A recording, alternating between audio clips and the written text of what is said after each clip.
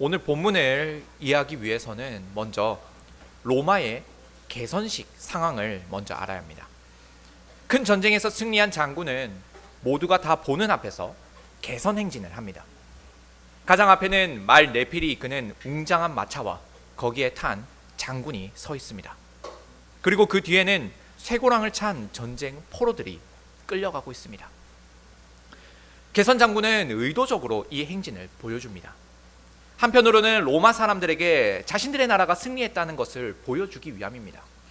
다른 한편으로는 패배에서 붙잡혀온 이 포로들에게 욕을 보이기 위함입니다. 전쟁에서 패배한 그들은 로마 장군이 이끄는 이 마차 뒤에서 큰 수치를 당하게 됩니다. 바울 사도는 하나님께서 자신을 항상 그리스도 안에서 이기게 하신다고 합니다.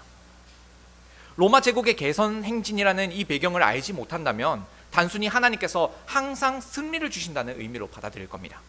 하지만 그렇지 않습니다. 먼저 알아야 할 것은 오늘 본문에 나오는 우리라는 표현입니다. 바울 사도는 자신을 가리켜서 한 말이지만 완곡하게 우리라고 표현을 했습니다.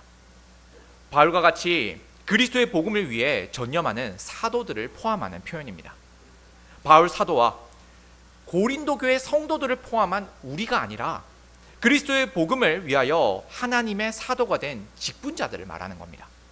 그런 의미에서 오늘 본문에서 나오는 우리라는 표현은 1차적으로 모든 그리스도인들을 의미한다고 할 수 없습니다.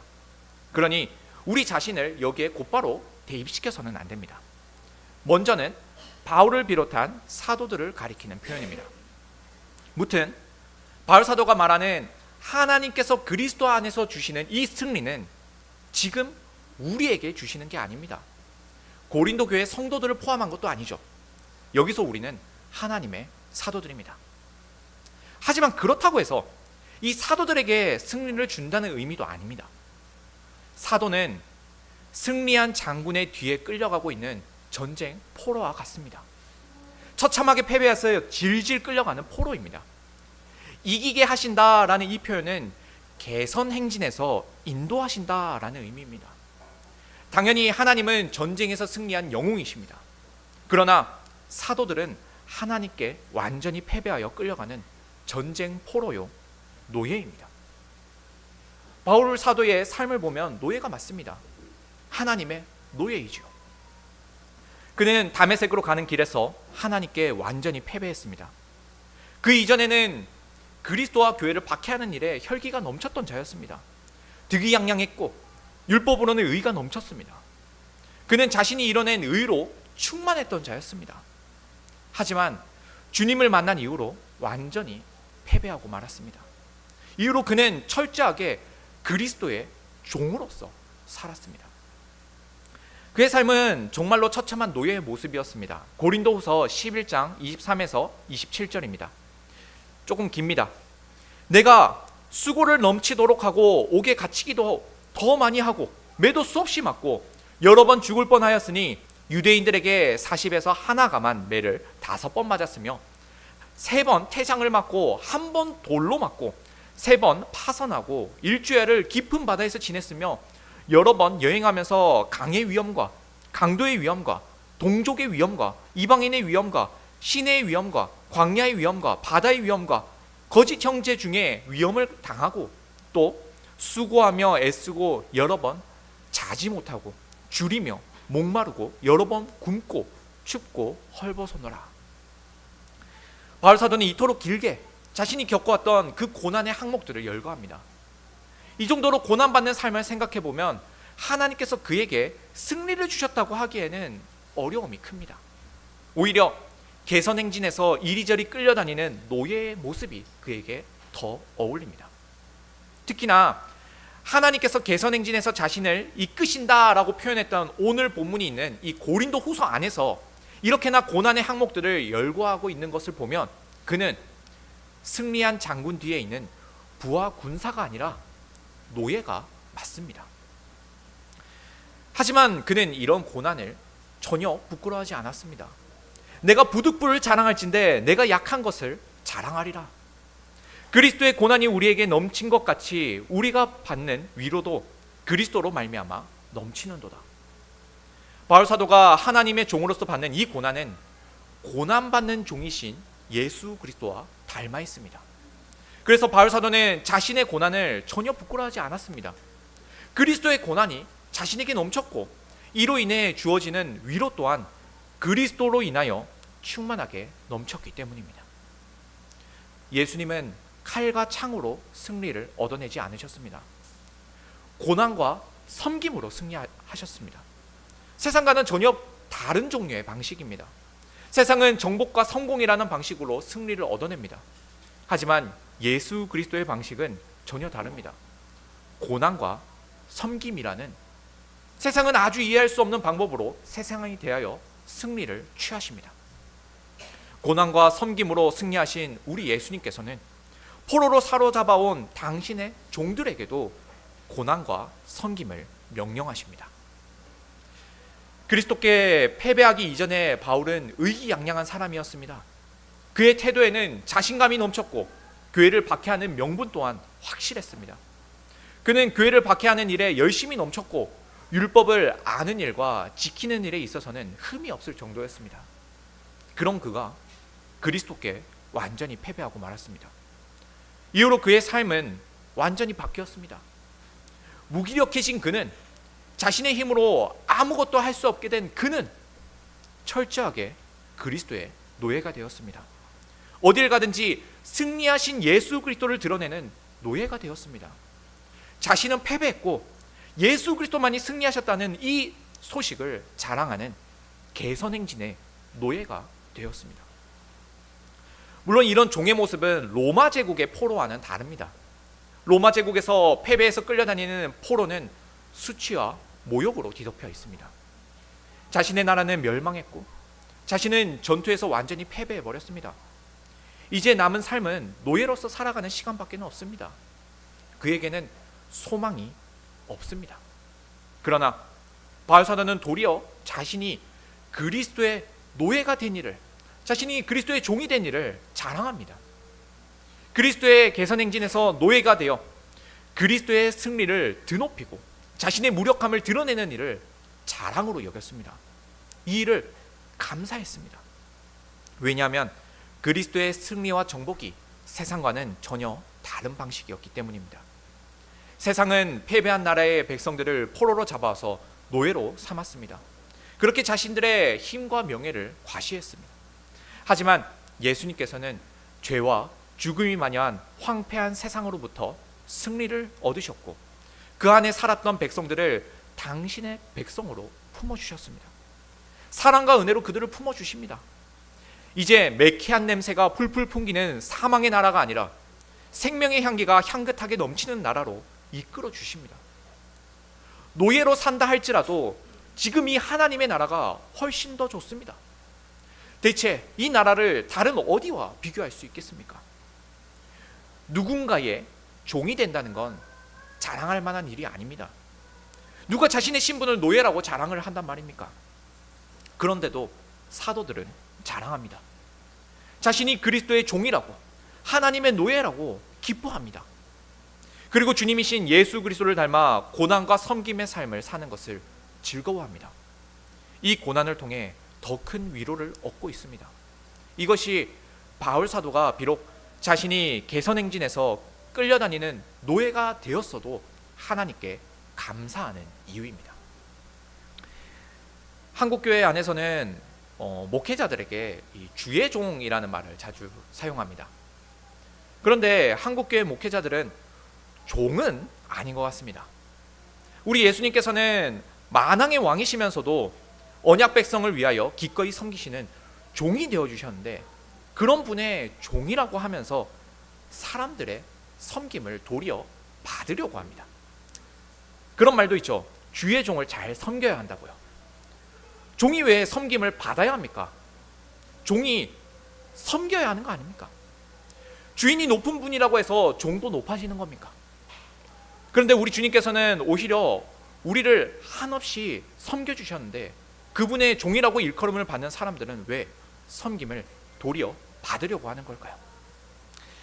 바울 사도가 이 편지를 쓰게 된 이유에 이와 같은 이유도 있었습니다. 하나님의 사도라고 하면서 오히려 성도들로부터 부당한 이윤을 착취하려고 하는 사람들이 있었습니다. 하나님과 교회의 종이 되려고 하지 않고 되려 사람들의 대접을 받으려고 하는 그런 사람들 말입니다. 고린도 교회 안에는 바울 사도의 반대자들이 있었습니다. 그들은 일종의 승리주의를 주장하는 자들이었습니다. 그들은 성공과 힘이야말로 사역의 목표이자 표지인 사람들이었습니다. 그들로 인해서 고린도 교회 성도들도 상당히 영향을 받게 되었습니다. 이 기독교적 승리주의라는 이 말은 참 모순적이지만 오랜 기독교회의 역사 속에서 강한 호소력을 가져왔습니다. 로마에서 최초로 기독교를 공인한 콘스탄티누스 황제는 중요한 전투를 앞두고서 군사들의 방패에 그리스도의 헬라어 이름 앞글자 2개를 새겨 넣었습니다. 그리고서 그 전투에서 승리를 얻었습니다. 그리스도의 이름이 칼과 무력과 함께 승리를 가지고 온 역사적인 순간이었습니다. 이후로 교회는 변질되기 시작했습니다. 그리스도의 십자가는 더 이상 고난과 섬김의 상징이 아니게 되었습니다. 승리와 번영의 상징이 되었습니다. 중세에 이르러서는 높이 치솟은 웅장한 교회당과 호화로운 예전을 통해서 하나님께 영광을 돌리려 했습니다. 오늘날에도 여전히 유럽의 많은 교회당들이 그 웅장함과 화려함을 간직하고 있는 것도 이러한 이유입니다. 더 이상 교회는 궁핍하지 않게 되었습니다. 가장 화려하고 세련된 것이 교회가 되었습니다. 현대에 들어와서 저개발 국가에 행해지는 몇몇 선교 사역들도 그렇습니다. 그들은 그리스도의 복음을 순수하게 전하기보다는 식민지 확장과 문화적 우월성에 도취된 모습들을 보여왔습니다. 그리고 최근에 들어서는 대부분의 교회들이 교회 성장 운동에 심취하여서 대형 교회로서 발전하기만을 기대하고 있습니다. 이런 것들이 기독교적 승리주의가 내뱉은 결과물이라 할 수 있습니다.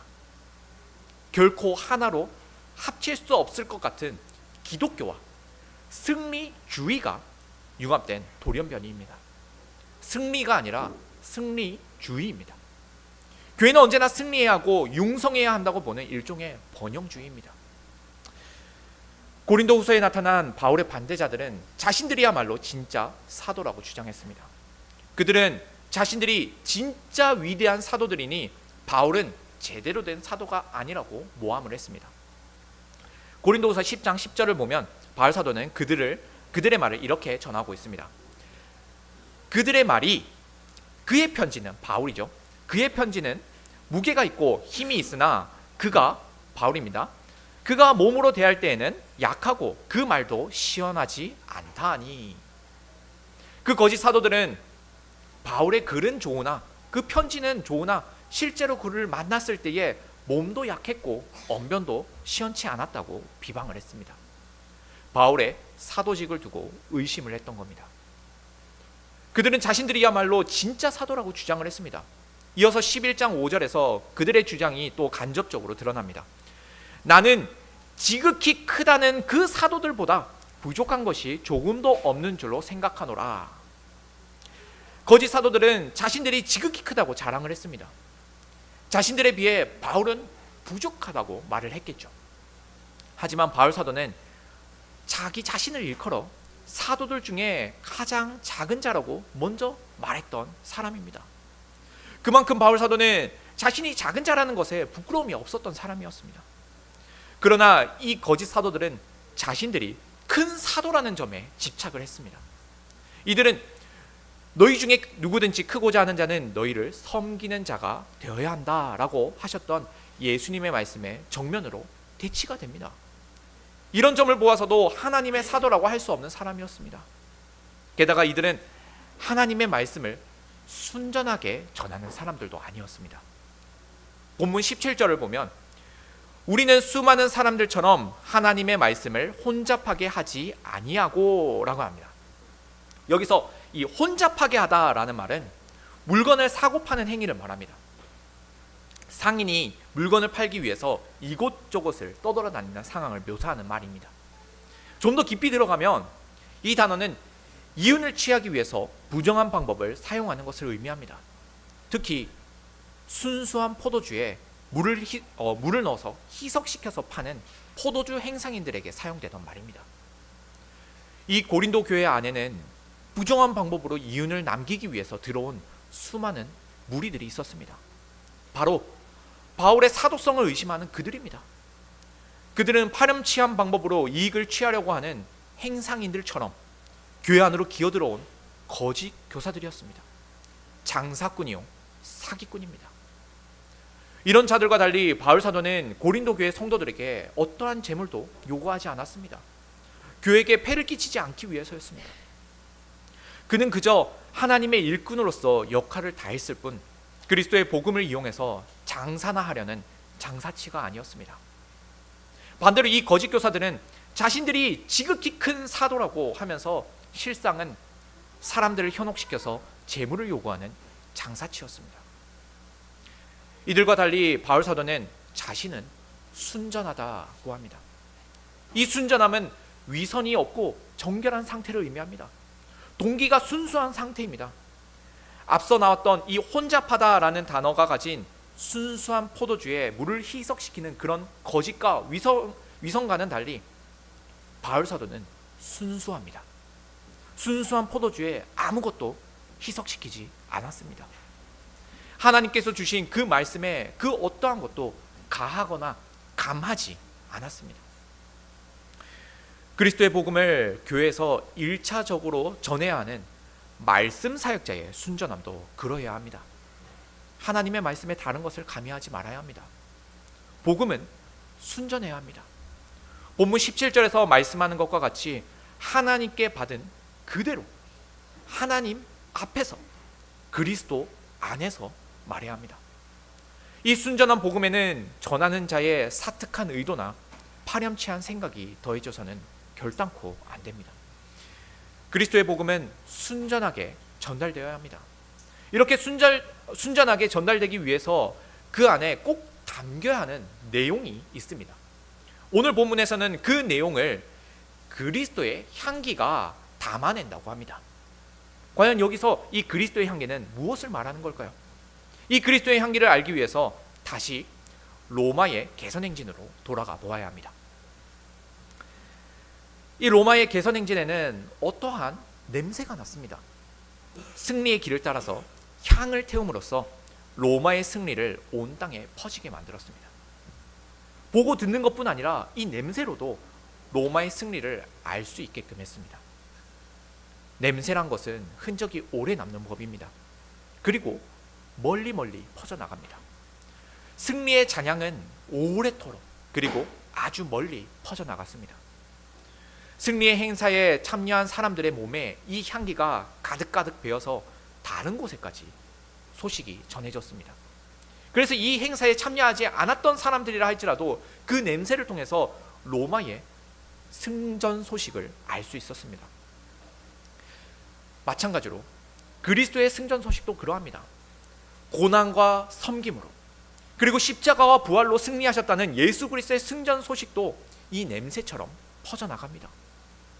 바울 사도는 그리스도를 아는 냄새가 각처에서 난다고 했습니다. 모든 곳에서 그리스도를 아는 향기가 나는 겁니다. 이 온 땅으로 퍼져나가는 그리스도의 향기는 바로 사도들입니다. 바울 사도는 이렇게 말합니다. 우리는 구원받는 자들에게나 망하는 자들에게나 하나님 앞에서 그리스도의 향기니. 하나님의 종된 사도들이야말로 바로 하나님의 그리스도의 향기입니다. 향기가 온 땅에 퍼져나가듯이 그리스도를 아는 지식을 온 땅에 퍼뜨리는 자들이 바로 사도들입니다. 그런데 이 그리스도의 향기가 된 이들이 가지는 놀라운 특징이 있습니다.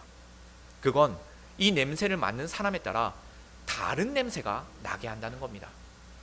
구원받는 자들에게나 망하는 자들에게나 그리스도의 향기인 것 자체는 변함이 없습니다. 다만 구원받는 사람들에게는 생명으로부터 생명에 이르는 냄새가 납니다. 하지만 멸망하는 자들에게는 사망으로부터 사망에 이르는 냄새가 납니다. 똑같은 그리스도의 향기이지만 생명과 사망이라는 극명한 차이를 낳습니다. 그리스도의 복음을 전파해야 하는 사도의 직분이란 이토록 무겁습니다.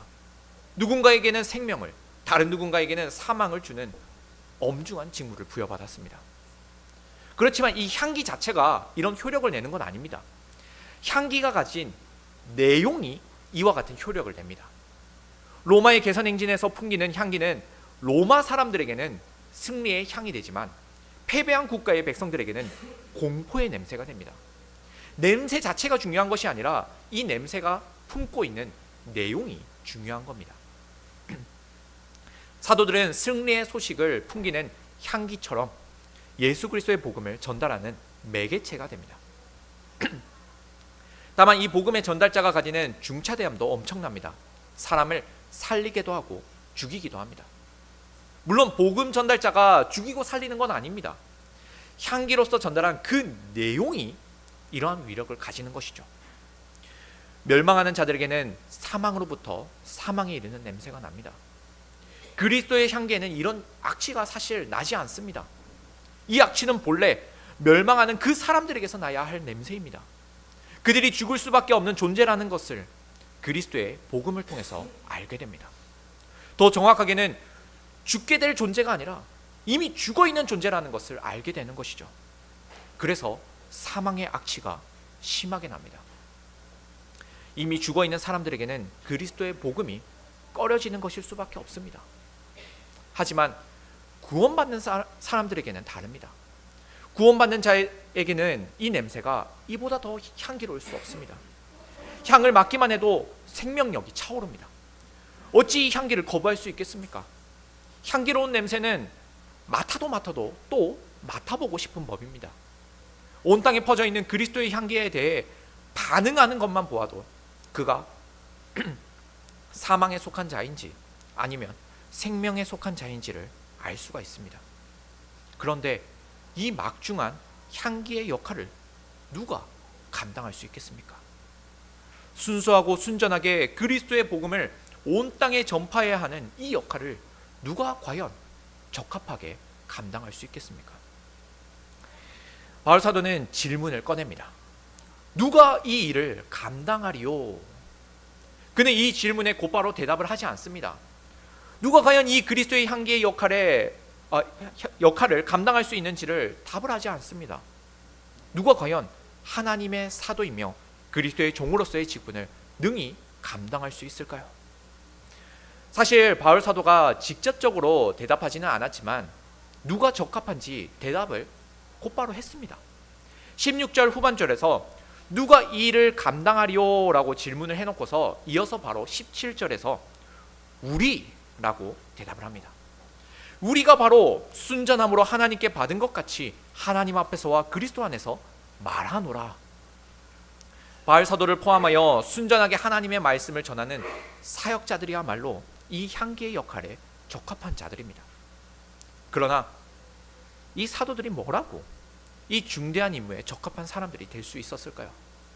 도대체 그들의 무엇이 그리스도의 향기가 되는 위대한 임무를 감당할 수 있게 했던 걸까요?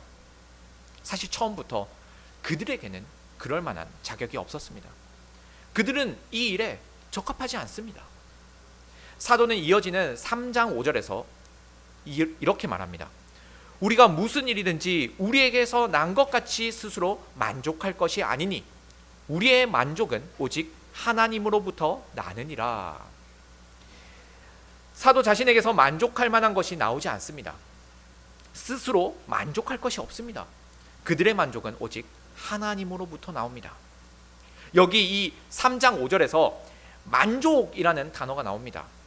이 만족은 16절에서 나오는 감당하다와 같은 헬라어 단어입니다. 풀어보면 이렇습니다. 누가 과연 사람을 살리기도 하고 죽이기도 하는 그리스도의 복음을 전하기에 만족할 만한가? 바울을 포함한 사도들이죠. 하나님의 종된 그들입니다.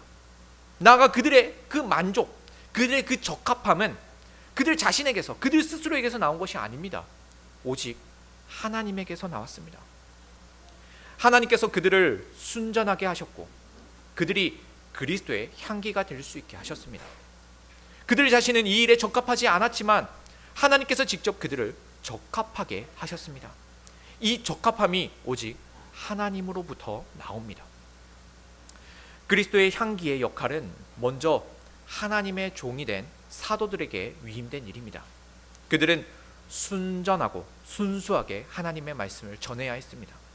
그래야 그들 다음으로 그리스도의 향기 역할을 맡게 될 교회의 직분자들에게도 순전하고 순수하게 하나님의 말씀이 전해질 수 있기 때문입니다.